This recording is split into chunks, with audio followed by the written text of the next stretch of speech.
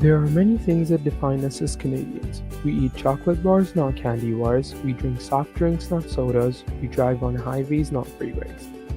What separates us from the rest of the world in terms of our government are the words that describe what our elected officials are meant to achieve. In some countries, the expectations of government are quite thrilling.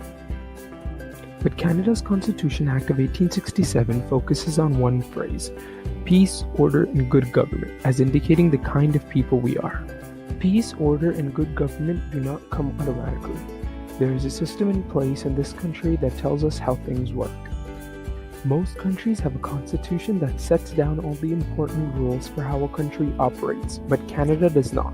The Canadian Constitution consists of several parts, including Acts of the Canadian Parliament, Acts of the British Parliament, most importantly the British North America Act, and court decisions. The VNA Act united Quebec and Ontario with New Brunswick and Nova Scotia. These provinces were to be governed by the federal government, but there was to be government closer to home known as provincial government. Sections 91 and 92 of the VNA Act define the areas of federal and provincial jurisdiction. The federal government was given the power it needed to create an economic union, including trade, commerce, transportation that crossed national borders, impose taxes to raise money, and banking. In addition, the federal government was given jurisdiction over national matters such as defense, foreign affairs, criminal law, and the power to create a Supreme Court. Section 91 of the Act included the Peace, Order, and Good Government Clause. It gave the federal government power to make laws in the areas not specifically assigned to the provinces. The provinces were given control over matters that in 1867 were not considered very important. This included health and education, power to impose or levy local taxes, control over property, and control over civil rights. The municipal government is responsible for services such as sewage and garbage disposal, roads, sidewalks, snow removal, street lighting, parks, libraries, public transportation, law enforcement, and firefighting.